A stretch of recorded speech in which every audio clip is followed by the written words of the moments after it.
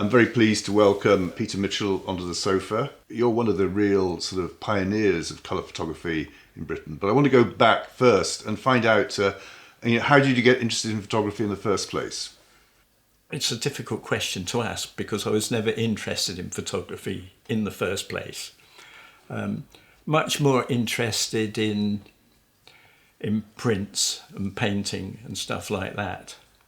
And it just so happened that the photography, I finally, after several jobs, packed them in and went to Hornsey College of Art, which was meant to be an interesting place, and it was, because they were having a revolution about getting rid of exams and written stuff, that you should be getting on with the art that you do.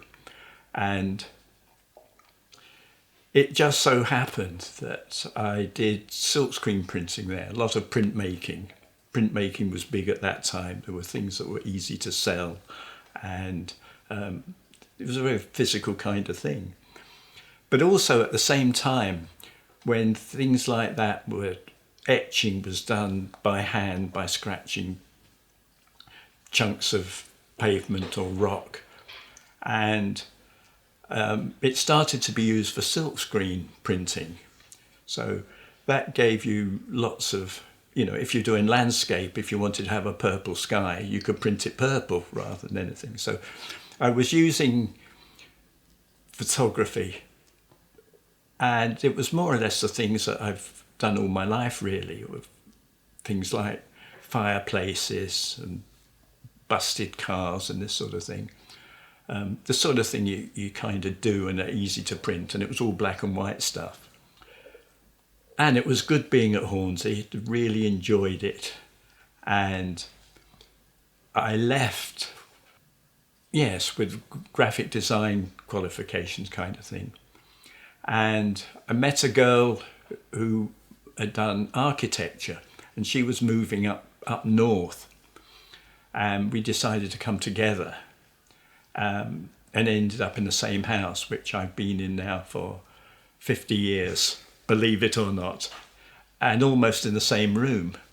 It so happened that it came to be in Leeds, and I'd done odd jobs like working on the perfume counter in Lewis's or driving a truck, things that everybody did when they first left.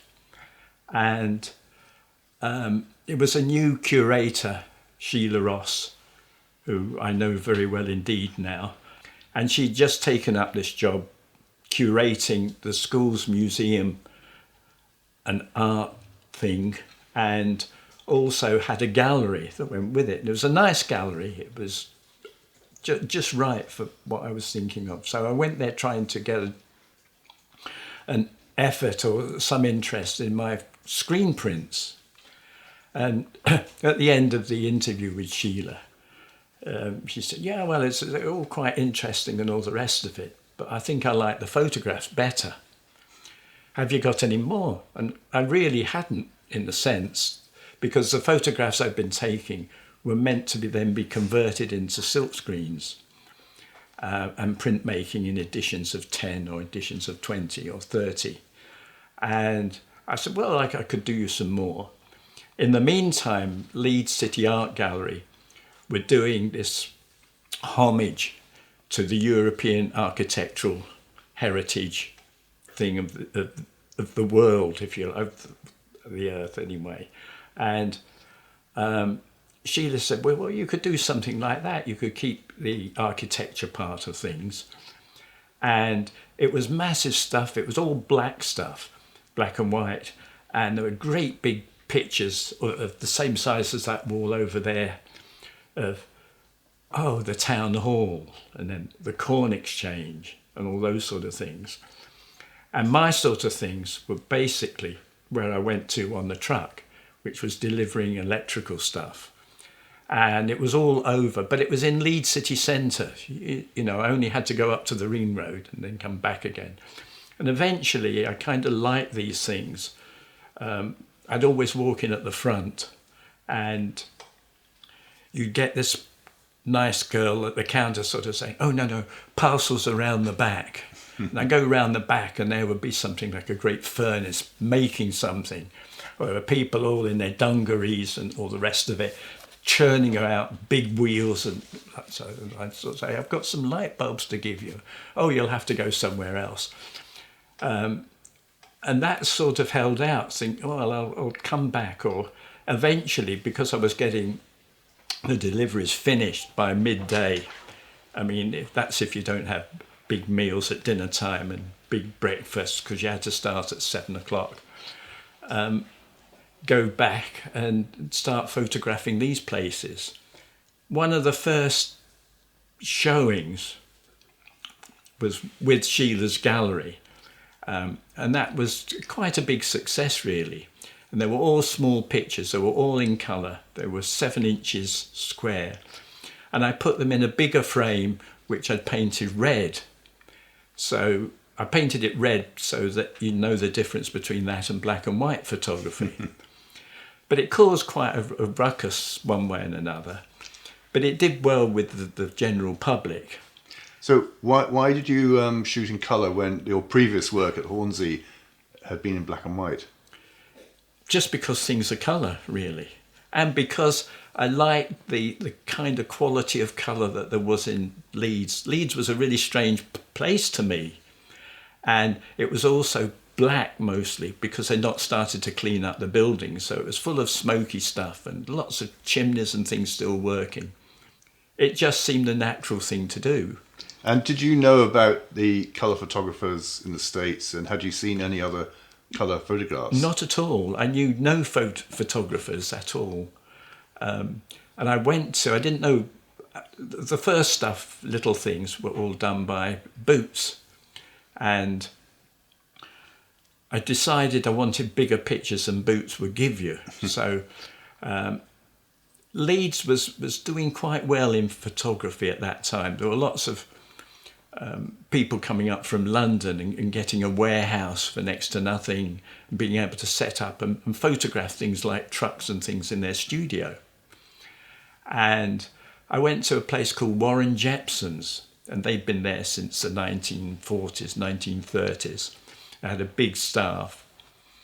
And I quickly found, and they were in a big ancient house with a garden to it and things like that. And I soon got to sort of talking to the two people that still owned it. And I said, well, you know, I need to sort of understand, because I didn't understand much anyway, how to get bigger pictures and, you know, to make sure that the colour's something that I'm okay with, which they did. And they came up with this sometime later, a year or two later, because I used them for years and years, that, you know, we always like you, Pete, you know, because you keep everybody on their toes. Without you, you know, all the weddings and things, just do them. They just do them and that's it. And nobody complains. So we went to this very rigorous system. And the two people that I met there, they did for years and years. They're both long now, took early retirement.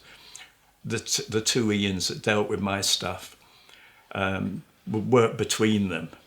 And they got to know how my stuff was meant to look. And it was a bit on the dingy side because there were lots of brick. And Leeds was one of the first brick towns in England. In Tudor times, we were using brick, not all this Wettle and daub. You know, anyway, mud and that sort of thing, thatch. And then came along the infamous show, A New Refutation of Viking 4 at the Impressions in 1979. How did that come about? That came about because of Valerie Williams. And she came down and saw my show, although I didn't meet her or whatever. But she made a note of it. And she liked the red frames and said, would you give us an exhibition? Whoa, wow, great. What do you want to do? It coincided with the first landings on Mars. So that's where the title came from. But everybody was... And I think they happened in more or less the same time. Everybody, and I love outer space and moons and all the rest of it. And I said to that, and she just went, well, just do what you like, and, you know, we'll talk about it from time to time. But So the concept is that these Martians came down to Leeds, they looked around, took these photos, and then brought them back to try and work out what was going on. Is that roughly it? Yes. Not quite. I did it because and I still do to a certain extent, believe that there was nothing on Mars. There's no aliens there, but it was always to do with aliens. And if it wasn't aliens, it would be, you know, microscopic things that were alive at one time. And why go to Mars when there's all this terrific, ordinary stuff right under your very nose? But the idea of the Martians being able to put back one of these things and send it back down there, I thought was highly amusing. So I've never said, no, it's not like that. Okay. That was far more romantic. And so everybody came to think that it was somehow I'd stolen. I did actually get the Mars pictures from NASA. They sent me them. So it's not as I had to fake the pictures. It just worked instantly very well. Now, there was a lot of people saying it's just pictorialism. Anybody can take pictures of this, that, and the other. And I kind of felt that a bit. That now I've graduated to a Hasselblad because my two Rolleiflexes got pinched anyway. And it was ideal for square formatty things. And there were items that I just liked, really. Okay, I'd sort of seen them or something, but when I actually went back and they could say, oh, don't you do the deliveries and things? And I'd say, well, can I go round the back and take a picture or whatever? And it just carried on from there, Martin. And so when the show was on, it was quite controversial because, of course, you were the first photographer to put a colour show into a photography I didn't gallery. realise that at the time, of course, being that advertising and billboards and things like that are always in colour.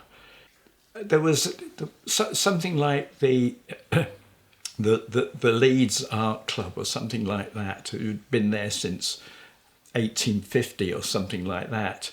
They invited me to give a talk, and again, I couldn't say why I use colour other than, well, things are coloured, aren't they? So, and look how different things are when they're in colour.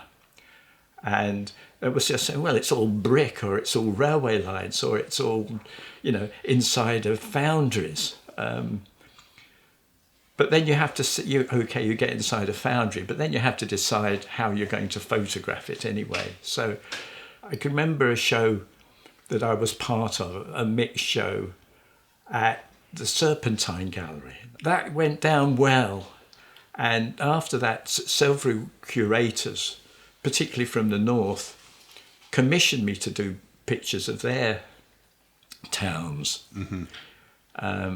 And some worked out, particularly with Sheffield. And I got on very well with the director of that place, who went on to much bigger things. And it was people that really liked the pictures, and this, not the style of the pictures, but the objective of making that picture. So after 79, you got some commissions to do other towns in the north. And so how long after that did you continue to do these, a lot of portraits of people outside their shops and such like? I still do it now. It's the same. And there's another strange thing. I've just done a little write-up for The Guardian under the title of The Best Photograph You Ever Took. Mm-hmm. And they asked me, first of all, before the article went in, could you make it so that people understand it all right? It's got to have a story to it.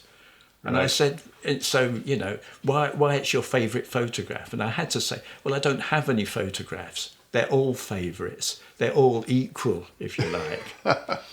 Oh, right. And nothing was heard for another many months, maybe a year. And then I got, well, we'll give you a try. If you can come up with something, you know, we'll be interested. And I don't think we've ever done you before. No, you haven't. And I just sold a picture, and it was a cinema, just a thing, and it said cinema across it. That was all. It was a great big building. And I got my ladder, so I was sort of set up to get all the perspective right. And two ladies were walking along. Have you heard this story? No, I haven't. No. Two ladies were walking along, and they stopped. They'd got shopping, and they stopped. And they said, "What are you doing? And I said, "I'm photographing the cinema." They said, "It's not a cinema. It's been a bingo place for years." I said, "Oh, that doesn't matter because I just like it." And they said, "How can you like that?" I sort of said, "Well, you know, it's difficult to explain, but I do. I wouldn't say I love it, but I certainly like it." And they trolled off like that. So when I was trying to think of this thing what happened? Rudy gave me a ring up, and he sort of said, "Have you ever heard of these people? This someone and so and so." Two ladies said, "They know you." And I said, "No." And they said, he always described us as anonymous. And this was just and I kept the frame and did it. And it was just a one-off at the end of the frame. And I called it Two Anonymous Ladies. And I didn't know their names or anything, and they'd gone. So we used to work for Kay's mail order warehouse, and everybody knew us there. And, you know, people know that we were photographed by this strange person. And so when anything ever went wrong in the house or we couldn't understand it, it was saying, "That photographer, he's to blame for it. Don't ask me, ask the photographer." You know, so where's the cat gone to? Or so, you know, don't ask me, you know, ask the photographer, which I was rather proud of.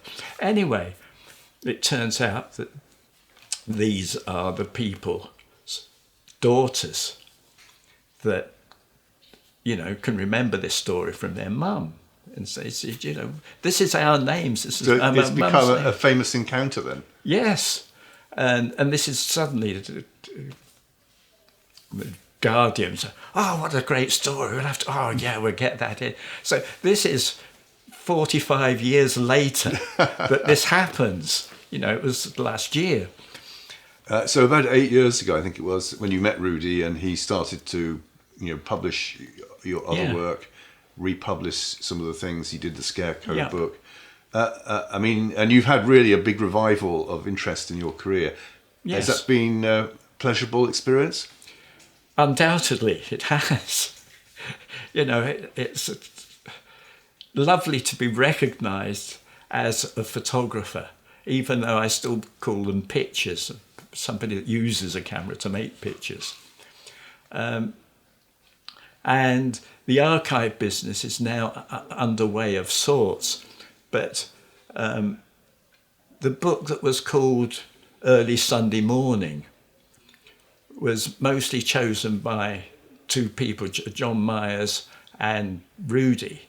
And they kind of, when Rudy started, he came to the house, and I'm going through, I've got sort of 15 volumes, and that's it, which is nothing compared with a lot of people, including yourself for that matter, Martin. And I say, no, I never print that. I would never use that. So there was a great stack coming out, and Rudy said, no, that's a terrific looking one, terrific. And it came out at 90 odd pictures, and blow me, I gave, at the end of it, it came out to 520 pictures that nobody could reduce down. They did them originally. But I was saying, well, you can't use that one. I've got a different one somehow that I'm saving, but it's sold out completely. And weirdly, I went to a photo festival in Leeds, which I'd never been to, but people that now they knew me wanted me to be there. And there was six volumes left, and the price had gone up to 100 quid. They started off at 40 quid, and then, of course, Rudy puts them up. And the last 6 went. It was a run of 1,500, a thick run. But now I look at them, presumably with a different eye somehow, and I say, well, I would have done that. I would have done that 4 feet wide rather. So what you're saying is, in the end, although you didn't approve the edit initially, you Yes. came round to appreciate it. That's right, yes. And now you're working now on this big exhibition next year in the Leeds City Art Gallery, back Yep. again to the same place. And I'm so pleased with that because I had my very first show there. And who knows, this might be my last one, but it'll be such a big show. And this is what we call a retrospective. So how are you getting on with selecting the work for that, and who's curating it with you? I don't know because we're not started yet. But I'm pretty clear that it'll be clumps of things. So the scarecrows, which I did just because my partner had moved out to the countryside and I couldn't think what I could do there, being a city bloke and preferring pavements to what else. What can I do out in the country? And I didn't go looking completely, but if you remember, we did a show called The Derwent. I do remember that. And that's got a scarecrow in it. And the scarecrow was taken at night because it had blown over and it had a hat on and a coat, so it was lying there. And I sent you a note saying, who did this, Martin? Who's gone and killed the scarecrow? And Sheila again said, well, it's a curious thing. You could do a few of those.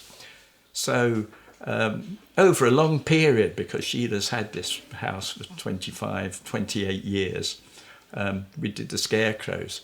And I just imagined they might work for a kid's book or something like that. And Rudy was delighted with them. He said, oh, we'll do a book with that. And we had a long argument, a friendly argument, with several people saying, what can he do with the scarecrows?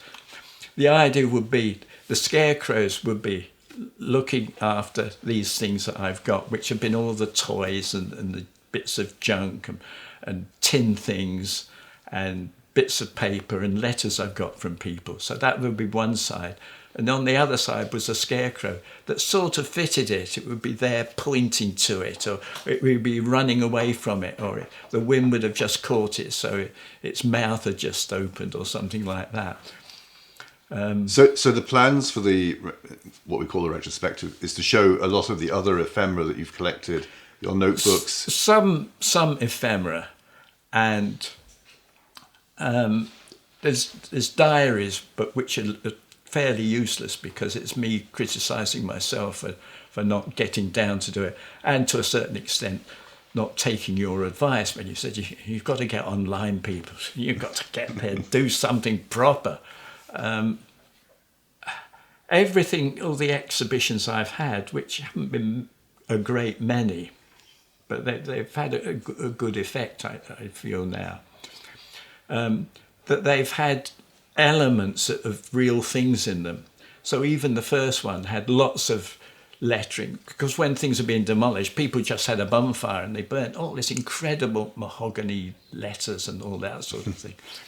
So I've got junk that would have been wrecked otherwise.